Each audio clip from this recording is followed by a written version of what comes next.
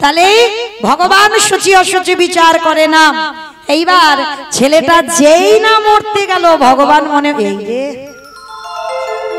ছেলেটাকে বাঁচাতে হবে। ভগবান একটা পাখি হয়ে বলে গেল, এই শোন, তোকে মথুরায় কেউ দিল না, সোজা বৃন্দাবন চলে যা, বৃন্দাবন গেলেই চাল ডাল পেয়ে যাবে। আর যেই না বাবা বৃন্দাবন গেছে, সঙ্গে সঙ্গে বাবা মা পূর্ণমাসী চাল ডাল আলু সবজি যা যা দরকার পুটলিতে বেঁধে দিয়েছে। মনে আনন্দ, এলেই অতিথি সেবা হবে। অত সোজা নয়, এখনো ঘষে মেজে নেওয়ার বাকি আছে। ভগবান ভক্তকে পরীক্ষা করবে বলে মনে মনে ভাবছে, প্রথম পরীক্ষাটা তোর লোকের কাছে মার খাইয়ে করেছে, এইবার দ্বিতীয় পরীক্ষাটা ভগবান ওই যমুনা থেকে যাতে ছেলে আসতে না পারে তার জন্য কুর্ম হয়ে জলের তলায় বসে আছে। আমার কুর্ম মানে কি গো? কুমড়ো। কুমড়ো কোনটা, কচ্ছপ কুমির না কুমড়ো? কচ্ছপ, কুমির নয়, কচ্ছপ।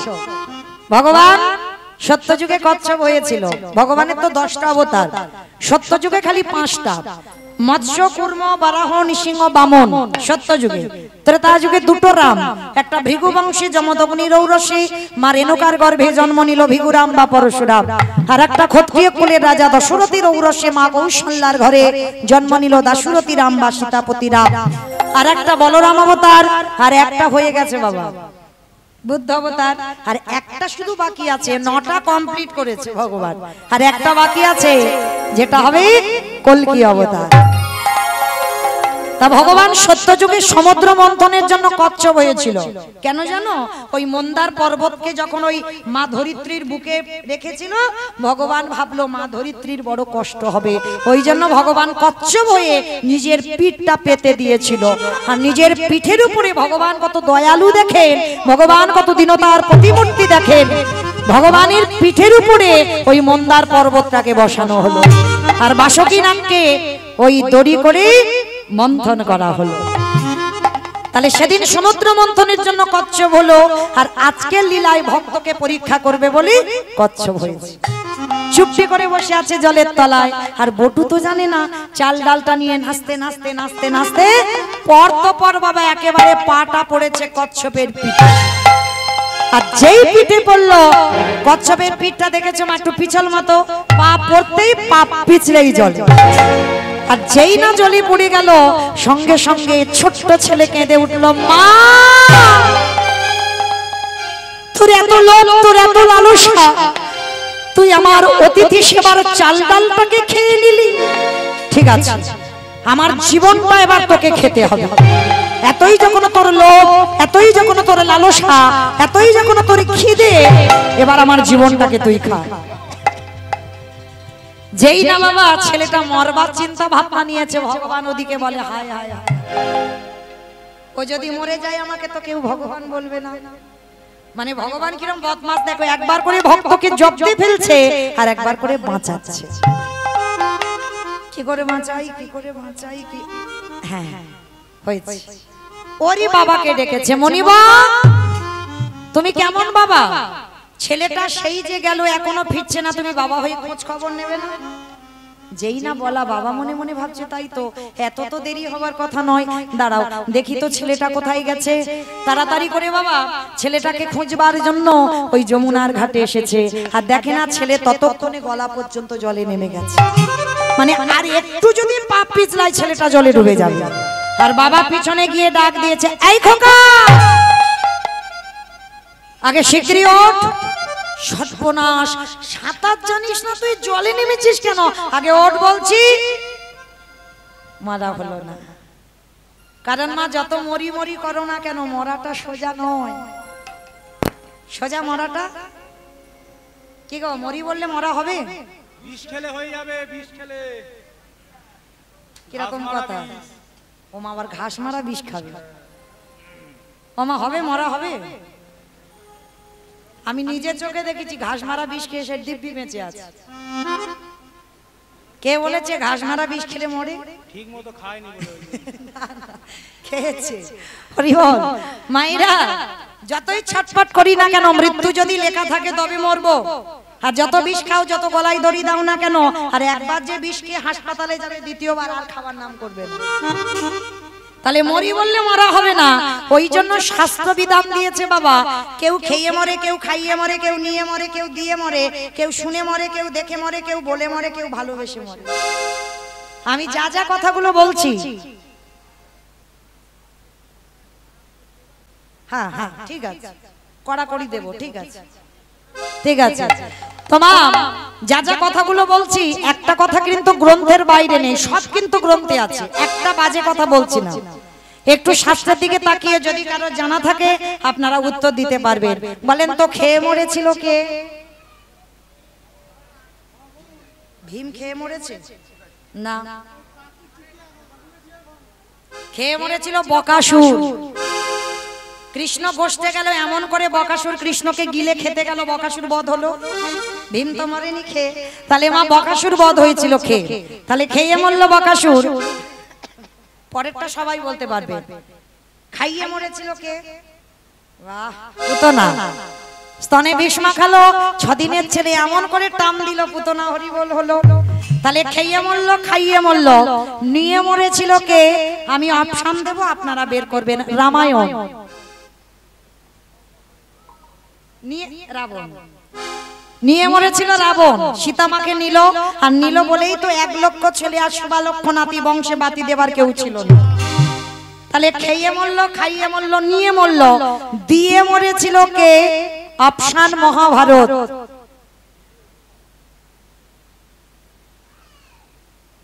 বলো, একটু ভাবতে হবে, আমি শুধু একা ভাববো? আপনারা তো কীর্তন শোনেন। মহাভারতে কর্ণ দিয়ে মরেনি, কবচ কুণ্ডল দিল বলে তো কর্ণ বধ হলো, না হলে বধ হতো? হতো না। তাহলে খেয়ে মরল, খাইয়ে মরল, নিয়ে মরল, দিয়ে মরল, শুনে মরেছিল কে? অপশন মহাভারত। না, দ্রোণাচার্য। বাহ, অস্ত্রগুরু দ্রোণাচার্য।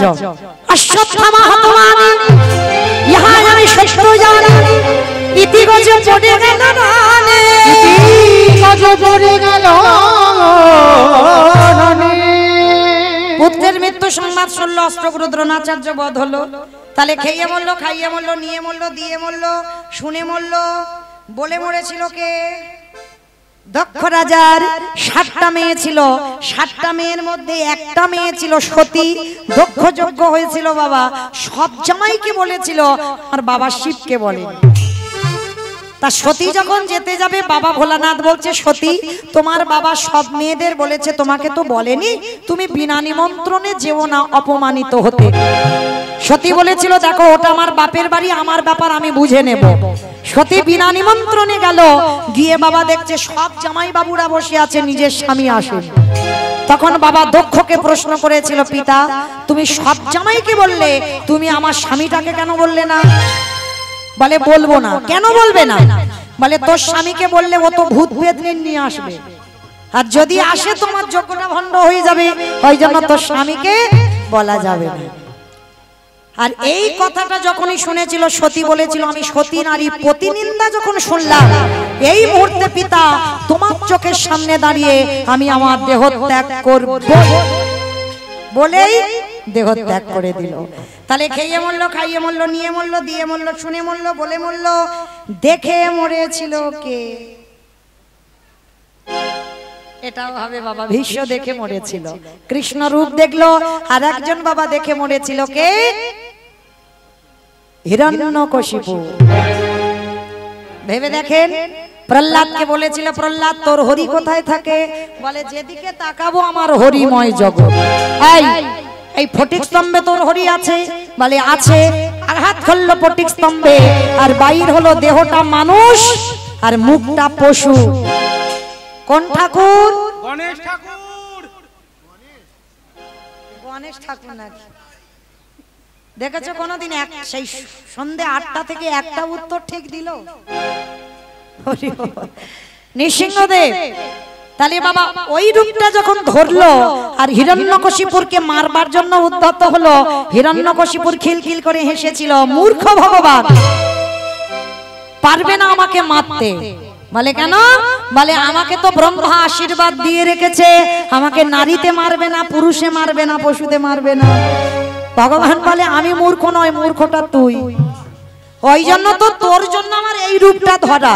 আমি নারী নয়, আমি পুরুষ নয়, আমি পশুও নয়। তোদের দুই ভাইয়ের জন্য আমার দুটো অবতার, হিরণ্যাক্ষকে মারবার জন্য ভগবানের বরাহ রূপ, আর হিরণ্যকশিপুকে মারবার জন্য ভগবানের নৃসিংহ রূপ। ভগবান কত বড় ভক্ত ছিল এরা দু ভাই, দেখো ভগবানের দুটো অবতার করে টেনে এনেছে। হরি বল।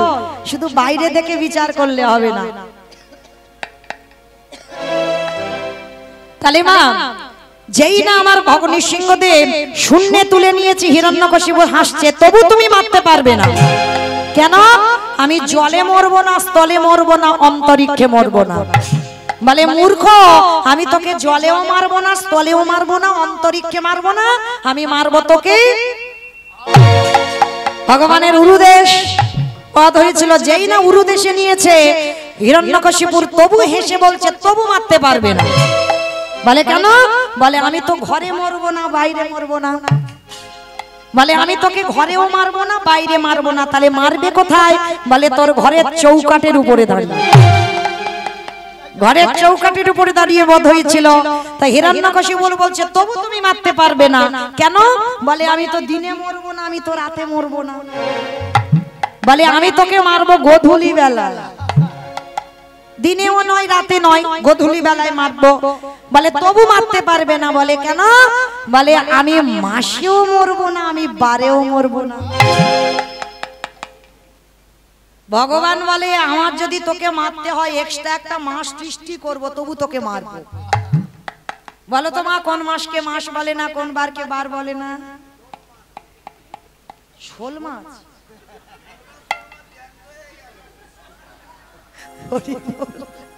রাধে। কোন মাসকে বলো? মাস বলে না, বার বলে না, পুরুষোত্তম মাস। বাহ, হরি বল। হিরণ্যকশিপুর বলেছিল মূর্খ, আমি তোর জন্য একটা এক্সট্রা মাস সৃষ্টি করব, যেটা হচ্ছে পুরুষোত্তম মাস, মল মাস। এই হিরণ্যকশিপুর বধ হয়েছিল মল মাসে। আর ওই মল মাসে বাবা একেবারে শূন্যে তুলে নিয়ে বক্ষটা বিদীর্ণ করে দিল। ওই রূপটা দেখে হিরণ্যকশিপুর বধ হলো। তাহলে খেয়ে মরলো, খাইয়ে মরলো, নিয়ে মরলো, দিয়ে মরলো, শুনে মরলো, বলে মরলো, দেখে মরলো। আর একটা বাকি আছে, ভালোবেসে মরেছিল কে? আমি বলবো। বলো। ঋতুপর্ণা। সে এখনো মরেনি তো। বকুল পিয়াকে মরে। ওটা তো সিনেমা। মামা আমি বলেছি গ্রন্থের বাইরে একটা কথা যাবে না, ও তো বাইরে চলে যাচ্ছে। তাহলে শাস্ত্রের ভিতরে থাকতে হবে। ভালোবেসে মরেছিল রাজা দশরথ। কাকে ভালোবেসেছিল? রামকে নয়, কইকেয়ীকে। কইকেয়ী মাকে ভালোবেসেছিল। আর কইকেয়ী মাকে ভালোবাসতে গিয়ে বাবা দুটো বর কায়দা করে চাইল। প্রথমবারে ভরত রাজা হবে, দ্বিতীয়বারে রামে যাবে 14 বছর বনে। আরে যখন রামে বনবাসী হলো, দশরথ কেঁদে কেঁদে অন্ধ হয়ে গেল। আর বিছানা সজ্জা হয়ে দশরথ কেঁদে কেঁদে একটা কথা বলে গেল। মরার আগে একটা কথা বলে গেল। বলবো? বলি। আমাদের জন্য নয়, আমার দাদা ভাই বাবা ঠাকুর যারা বিয়ে করেছে, সংসার করেছে, যারা করনি তারা বেঁচে গেছো, আর যারা করেছো তাদের জন্য দশরথ একটা কথা বলে গেল। কি কথা জানো? ওরে কলির জ্ঞানন্ধজি, এই যে আজকের আমি আমার বউকে ভালোবেসে যে দুর্গতি হলো, তাই তোদেরকে বলে যাই তোরা যেন আমার মতো কেউ বউকে ভালোবাসিস না। তবে ভালোবাস, খবরদার বউ যেন মাথায় চড়ে না বসে।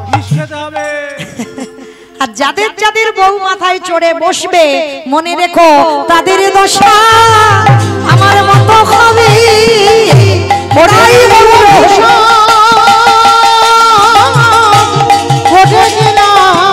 তাদের দশা আমার মতো হবে। আস্তে। মামা কোথায় ছিলাম? কোথায় ছিলাম? বাহ, যমুনাতে। হরি বল। বেশ, মানে খুব মন দিয়ে শুনছে। বেশ আর বেশিক্ষণ জ্বালাবো না। আর 15 মিনিট মতো আছি তো, পরে আবার রাসলীলার দল আসবে। 15 মিনিট পর 20 মিনিট পরে আপনাদের চরণ থেকে চলে যাব। একটু শান্ত হয়ে বসে। তো চলেন এইবার। যেই না বাবা সন্দীপনী মণি এলো, ছেলেটার মরা হলো না। আর যেই না ছেলেটাকে ডেকেছে, ছেলেটা এসে বলছে, বাবা আমি যা পেয়েছিলাম সব যমুনার জলে ডুবে গেছে।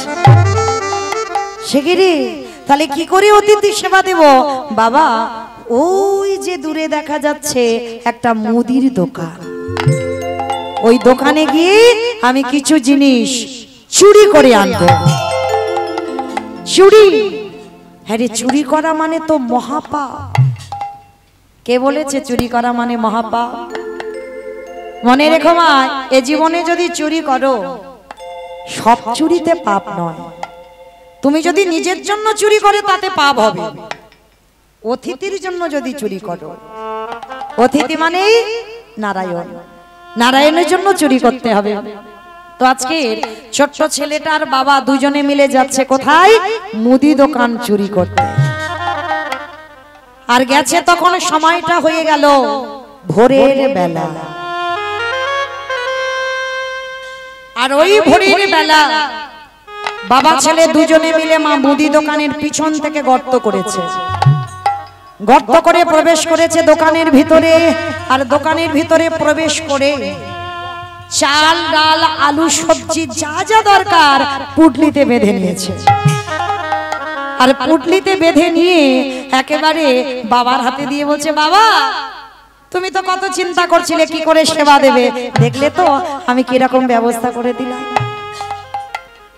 বাবা বলছে, হ্যাঁ রে খোকা, অতিথি সেবার পর একটু মুখশুদ্ধি দিতে হয়। মনে রেখো মা, শুধু আজকের লীলাতে নয়, সবাইকে বলে যাচ্ছি, এটা আমার কথা নয়, মহাজনগত পন্থা। একজনকে যদি নিমন্ত্রণ করে সেবা দাও, সেবার পরে যেন মুখশুদ্ধিটা দিতে ভুলে যেও না। তো আজকে ওই ছোট্ট ছেলেটা বাবার কথা শুনে বলছে, ঠিক আছে বাবা তুমি দাঁড়াও, আমি দেখছি ওই দোকানের ভিতরে কি পাওয়া যায়। প্রবেশ করে দেখছে মা পানের থালাতে একটা হরিতকি পড়ে আছে। আর যেই না হরিতকিতে হাতটা দেওয়া, সঙ্গে সঙ্গে ভগবান মনে মনে চিন্তা করছে, বটু প্রথম পরীক্ষাটা তোর ওই মথুরার লোকের কাছে করে দিয়েছি, তোকে মার খাইয়েছি। ওমা মনে পড়ছে? দ্বিতীয় পরীক্ষাটা কচ্ছপ হয়ে চাল ডালটাকে খেয়ে নিয়েছে।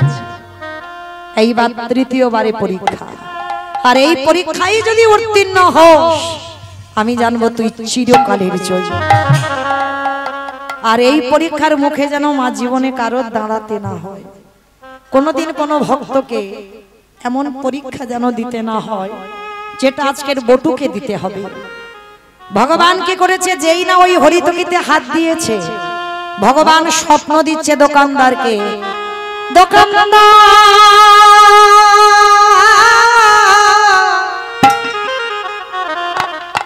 তুমি অমন করে কালে নিদ্রায় ঘুমায় না, চেয়ে দেখো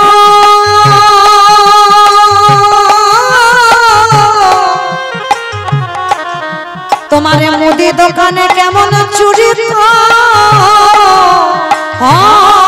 হয়ে যায়।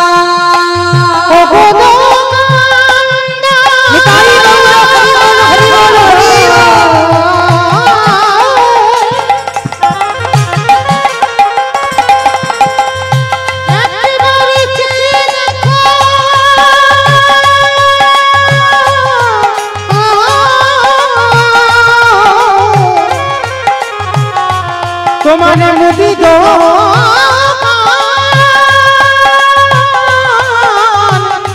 চুরি হয়ে যায়। চমকে উঠলো দোকানদার। এই ভোরের স্বপ্ন সত্যি হয়। আর সেই সময় ওই বটু সবে যেতে যাবে হরিতকিটা নিয়ে, পাটা লেগে পানের থালা উল্টে গেছে। আর দোকানদার স্বপ্ন দেখেছে, আর দোকানে আওয়াজ হয়েছে ঝনাট করে। এই মনে হচ্ছে আমার দোকানের ভিতরে কেউ চুরি করতে ঢুকেছে। আরে চোর চোর চোর চোর বলতে বলতে দোকানদার দোকানে ঢুকছে। আর কান্না প্রাণের ভয় হয়। সবে প্রাণের ভয়ে দুটো হাত আর মাথাটা হরিতকিটা নিয়ে বের করেছে। আর দোকানদার এসে দোকানদারের পা দুটো ওই বটুর চেপে ধরেছে। জীবনে কাল ঘনিয়ে এলো, তবু এতটুকু সময় বাবাকে বুঝতে দিল না যে বাবা আমি ধরা পড়ে গেছি। হাসি মুখে বাবার হাতে হরিতকিটা দিয়ে বলছে, বাবা যাও, তুমি ততক্ষণে রান্না বসাও, আমি যাচ্ছি। যতই হোক বাবা তো। বলো তো মা, পৃথিবীতে সন্তানের মঙ্গল অমঙ্গল কে বুঝতে পারে? মা, সবার আগে মা। এই মা ডাকটা দেখো মা, খুব ছোট ডাক, সব অক্ষর দেখো দুটো করে আছে, মা ডাকটা একটা অক্ষর। মা নামে সুধা ঝরে, মা নামে সুধা খরে, মা বড় সুধার সমান, ডাকিলে জুড়াই আইসে পড়ান। এই মা শব্দটা বললে হৃদয়টা দুলে ওঠে, দেখবে। আর যার মা চলে যায় তার চারিদিকটা সব অন্ধকার হয়ে যায়, কারণ তোমার মায়ের মতো করে আর কেউ কোনোদিন তোমায় ভালোবাসতে পারে।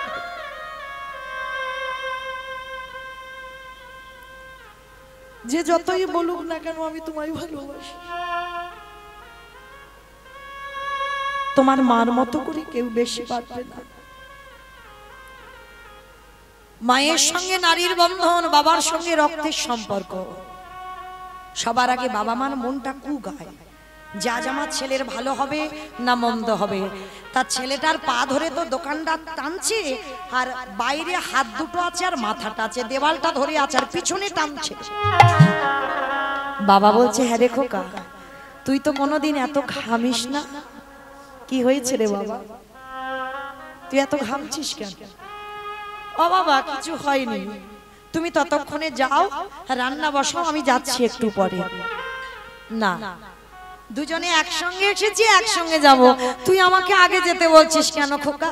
সেই তো আমরা বাপ বেটা চোর হলাম, তাহলে দুজনেই একসঙ্গে এসেছি, একসঙ্গে যাব। ও বাবা তুমি যাও না, আমি বলছি তো আমি একটু পরে যাচ্ছি। না, একসঙ্গে এসেছি, একসঙ্গে যাব। ছোট্ট ছেলেটা বারবার যখন বলছে আর থাকতে পারলো না, বাবা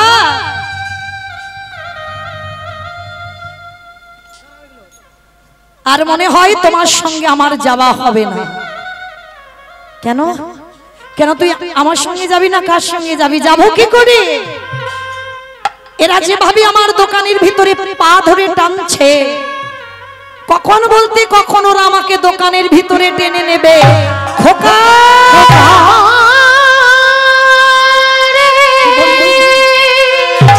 কি বললি তুই? তুই মনে করে বলিস না আমি যে বাবা হয়ে শহীদে পারিব না।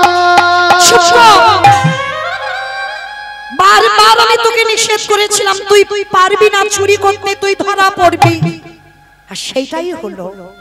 সকাল হলে সবাই বলবে তুই চোর, আমি চোরের বাবা। এই বদনাম আমি নিতে পারবো না, তার থেকে আমি আমার জীবনটা যমুনার জলে ত্যাগ করব না। না বাবা না, অন্যায় আমি করেছি, দোষ আমি করেছি, শাস্তিটাও আমি পাবো। শোনো বাবা, কাল সকালে যাতে কেউ বুঝতে না পারে আমি চোর, তুমি আমার বাবা, তার বিনিময়ে তুমি একটা কাজ করবে। বল বাবা বল, কিন্তু আমি চোরের বাবা হব না। বল কি করতে হবে?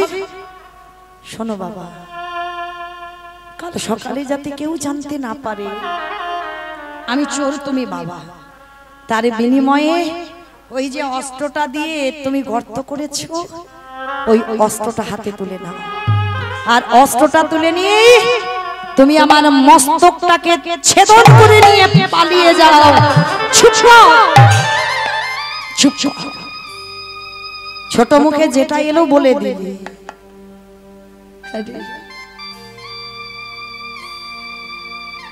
ছোট তো বাবা হ, যেদিন বাবা হবি সেদিন বুঝবি বাবাদের কত জ্বালা, সেদিন বুঝবি বাবাদের কত স্নেহ মায়া মমতা, আজকে বুঝবি না। ওরে এ জগতে কোনো বাবা মা পারে রে নিজ পুত্রকে বলি দিতে? কি গো মা পারে না? পারে। গীতা পড়েছো, ভাগবত পড়েছো, বেদ পড়েছো, উপনিষদ পড়েছো, আর মহাভারতে কর্ণ ভগবান একাদশী করে যায়নি পদ্মামার ঘরে? পদ্মা, এই দ্বাদশীতে আমি তোমার বাড়িতে একটু প্রসাদ পেতে চাই। পদ্মামা বলেছিল, বলুন আপনি কি প্রসাদ পাবে? আমার স্বামী দাতা, যে যা চায় সে তাই পায়, বলুন কি চান? শোনো পদ্মা, আমি যেমন তেমন বস্তু সেবা করব বলে তোমার বাড়িতে আসি। আমি তোমার বাড়িতে একটু মাংস খেতে চাই। মাংস দ্বাদশীতে? হ্যাঁ, আমার ইচ্ছা জেগেছে, খাবো, দাও। বেশ, মৃগ মাংস, পক্ষী মাংস, আমার সংসারে কিছু অভাব নেই, দেব। শোনো পদ্মা, মৃগ মাংস পক্ষী মাংস খাবো বলে তোমার বাড়িতে আসিনি। তোমার স্বামী নাকি দাতা, আর দাতা যদি হয় ত্রিসত্য করো, আজকে যে মাংস খেতে চাইবো দেবে। পদ্মাবতী কোনোদিন ভাবেনি যে আজকের অতিথি কি চাইবে, ত্রিসত্য অঙ্গীকারে আবদ্ধ হলো। শোনো পদ্মা, মনে রেখো তুমি কিন্তু ত্রিসত্য করেছো, যেন কথা অন্যথা না হয়। দাও, সেবা যদি দিতে হয় তোমার একমাত্র বিশ্বকেতু, তাকে হাড়ি কাটে রাখো, হাড়ি কাটে রেখে মস্তকটা ছেদন করে তার দেহটা টুকরো টুকরো করে মাংস করে আমার সেবায় বলো না।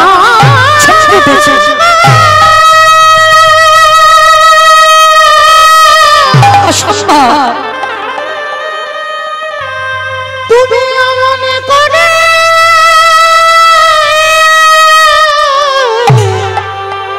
বলো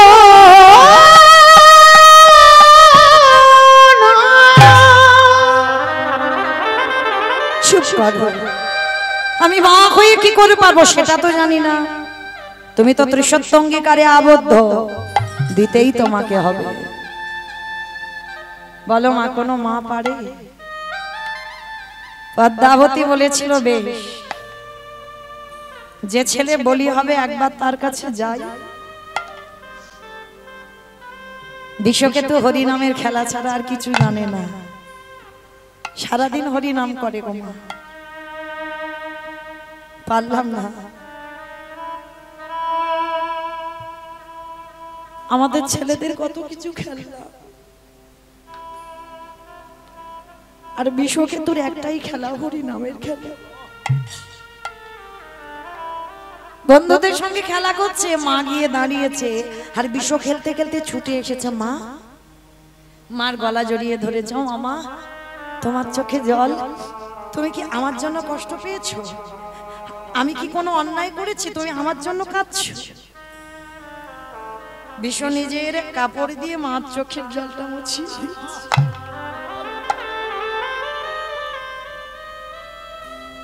সন্তান তো সেই হয় গো,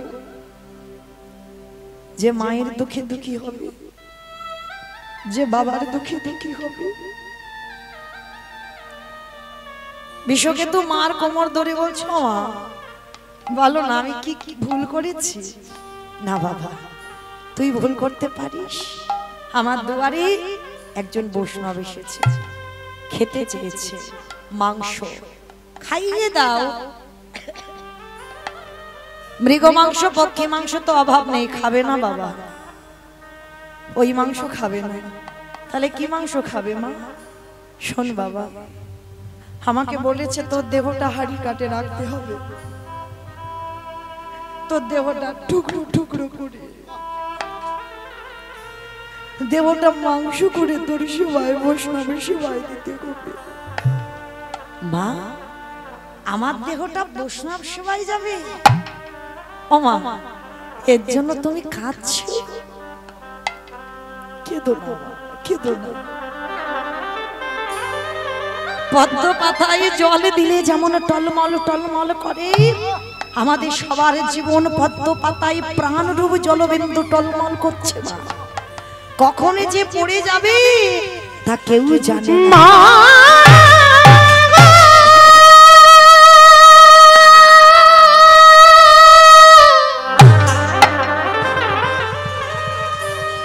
তুমি মনে করে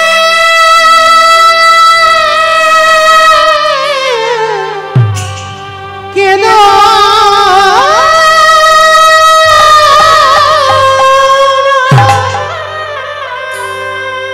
আমি চলে চলে যা বিদায় দাও মা। আরে কোনদিন ফিরে আসব না। তোমার একটা বিষয় চলে যাচ্ছে, আমার বন্ধুদের রেখে গেলাম, তারাই তোমায় মা বলে ডাকবে। আমার জীবন নদী আসি বন্ধু, নাইয়া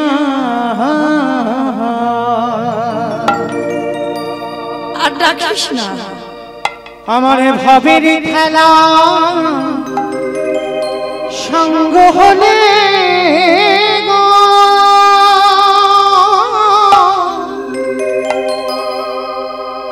দিও পার করিয়া আমার জীবন নদীর নাইয়া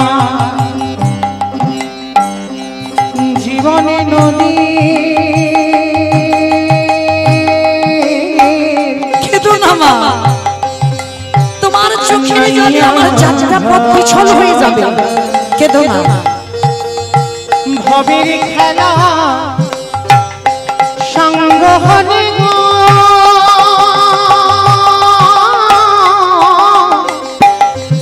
দিও পার করিয়া আমার জীবনে নদীর নাইয়া আমি চলে যাই।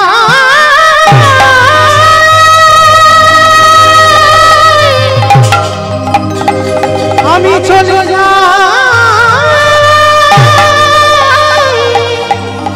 মা।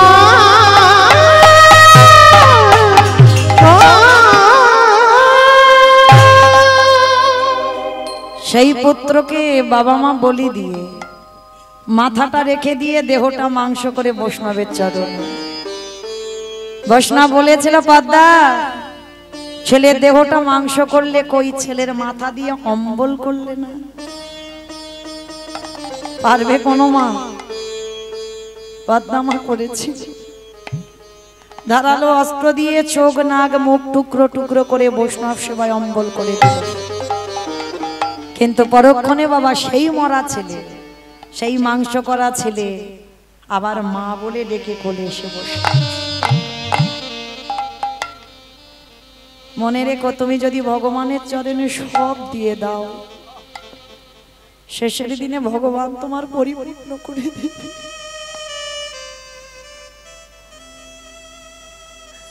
সব দিয়ে কাঙালি হয়ে রইল, আবার ঘর পূর্ণ করে দিল। এই কথাটা এতক্ষণ কি মৌমিতা বলল না? আজকে ছোট্ট ছেলে বটু বলছে, হতেও তো পারে বাবা, তোমার ঘরে যে চারজন বসে আছে হয়তো তোমার আরাধ্য দেবতা। ধরো অস্ত্র, কাটো মাথা। বাবা পাগল, একবার বলে আমার ছেলে চাই, একবার বলে অতিথি শুনে। আর দুটো চিন্তা করতে করতে ওই অশ্বিটা হাতে তুলে নিয়েছে। তুলে নিয়ে একমাত্র সন্তানের মস্তকটাকে ছেদন করে দিল। ছেলের মাথাটা একদিকে পড়ে গেল, ধুলায় ছটফট করছে আর কৃষ্ণ কৃষ্ণ বলে লাফাচ্ছে। বাবা ছেলের মাথাটা পুডলিতে করে জড়িয়ে ওই যমুনার জলে ফেলে দিল। আর এদিকে দোকানদার দেহটা টেনে দেখছে, গলায় যজ্ঞ সূত্র পরিতে এই এ তো ব্রাহ্মণের ছেলে, যদি কেউ জানতে পেরে যায় আমরা ব্রহ্ম হত্যা করেছি তাহলে আমাদের গ্রাম ছাড়া করে দেবে। চল, সময় থাকতে থাকতে এই দেহটা যমুনার জলে, মাথা দিল বাবা যমুনার জলে, দেহ দিল দোকানদার যমুনার জলে। দুটো ভাসতে ভাসতে একই জায়গায় এসেছে। আর যেই না একই জায়গায় এসেছে মা, এদিকে তো সন্দীপনী মনি সেবার ব্যবস্থা করেছেন। সেবায় যেই না নিবেদন করতে যাবে, ভগবান বলল দাঁড়াও, সকাল হতে একটু দেরি আছে, ভোর হব ভাব, চলো স্নানটা করে আস। কারণ স্নানে যাবে তবে তো মরা ছেলেটাকে বাঁচাবে। আর যেখানে গেছে গিয়ে দেখে না ছেলের দেহটা ভাসছে। ভগবান কায়দা করে জিজ্ঞাসা করছে, মনিবর ভালো করে দেখো তো ছেলেটাকে কি চেনো, দেখেছো, জানো? এক বাক্যে বলে উঠেছিল, আমি জানি না, চিনি না, দেখি উনি কাঁদছেন। ভগবানের চোখে এলো জল। অতিথি সেবা দিতে গিয়ে নিজ পুত্রকে অস্বীকার। এ তো জানেন আমি ভগবান বলে বৈষ্ণব সেবা দিচ্ছে, এর মতো ভক্তকে কি আমি কাঙাল করতে পারি? শোনো মনিবর, আমি কিন্তু ধ্যানে বসতে পারি, আর ধ্যানে যদি জানতে পারি তোমার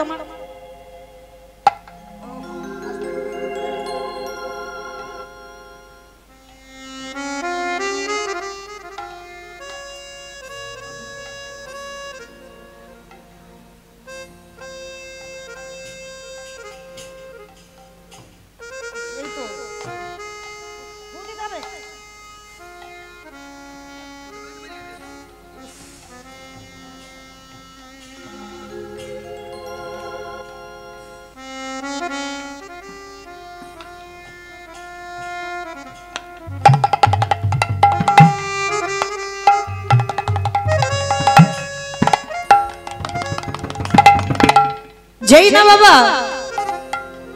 বললেন আমি যদি ধ্যানে বুঝতে পারি তোমার সঙ্গে রক্তের সম্পর্ক আছে, আমি কিন্তু আর সেবা পেতে যাব না। সঙ্গে সঙ্গে বাবা চরণ দুটো ধরিয়ে ধরে বললেন, অন্য কেউ নয়, আমার একমাত্র পুত্র বটুরি দেহ। বলে কি করে হলো? সমস্ত ঘটনাটা খুলে বললেন। বলার পরে বলছে, দাঁড়াও দাঁড়াও, চিন্তা করো না, তোমার মরা ছেলেকে আমি বাঁচিয়ে দেবো, আমার এই ঝোলাতে একটা ওষুধ আছে, দাঁড়াও। এইবার বাবা যেই না ওই মরা ছেলেটাকে তীরে তুলেছে, মাথার দেহ তো আলাদা, বলে প্রাণ আমি পড়ে দেব। নয়ন ইঙ্গিত করে ব্রহ্মাকে বলছে, ব্রহ্মা দেখো তো জোড়া লাগাতে পারো কিনা। ব্রহ্মা চেষ্টা করছে, জোড়া লাগাতে পারছে না। ভোলানাথকে বলছে, ভোলানাথ তুমি দেখো পারো কিনা। ভোলানাথ পাচ্ছে না। যে নামের নামে স্বয়ং ভগবান নিজে এসেছে, পাচ্ছে না। আমা প্রথমে বলেছিলাম লীলার শেষে দুটো প্রশ্ন চাইবো, উত্তর নেব, তারপরে আমি ফিরবো আমার বাড়ি, আর না হলে যাব না। তাহলে এবার উত্তরটা দেন। ব্রহ্মা বিষ্ণু মহেশ্বর কেউ পাচ্ছে না কাটা দেহ জোড়া লাগাতে, আর কে বাকি আছে? বাহ, নারদ বাকি আছে। হরি বল। এইবার নারদের তো একটাই স্বভাব, হরে মোরারে মাধু কইটার ভাঙারে গোপাল গোবিন্দ মুকুন্দ সৌরে উদ্ধরি হরি মুরারি মধু কইটার ভাঙারে গোপাল গোবিন্দ মুকুন্দ সৌরে রাম নারায়ণ মুকুন্দ মধুসূদন কেশব কামসারে হরে বৈকুণ্ঠ বামন হরি মুরারি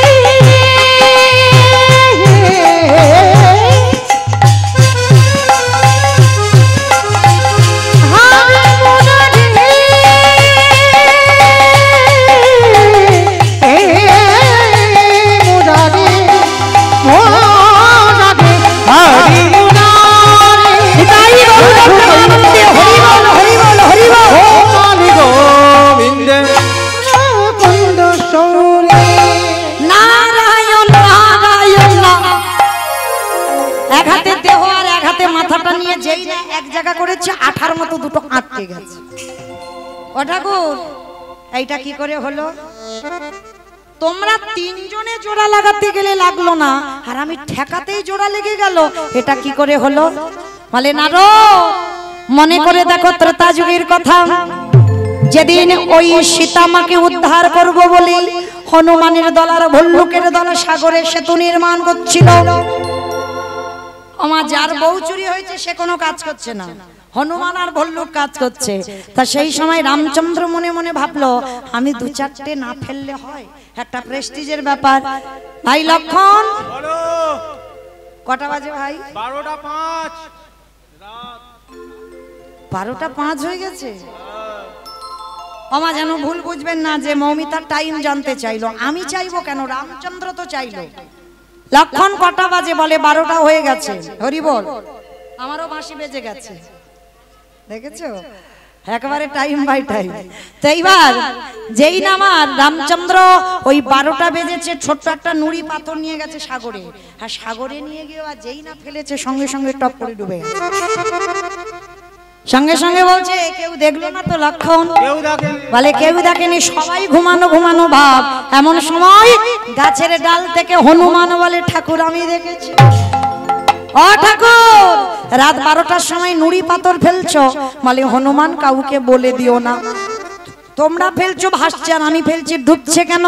হে হে রাম দয়াময়, আমরা যে পাথরে ফেলেছি তারে গায়ে লেখাই আছে রাম নাম, আর তুমি যে পাথরে ফেলেছো তারে গায়ে রামের নামে লেখা নাই। আজও যারা যাবেন রামেশ্বরে গিয়ে দেখে আসবেন ওই রামের নামের গুণে শিলা জলে ভাসি বলি সদাই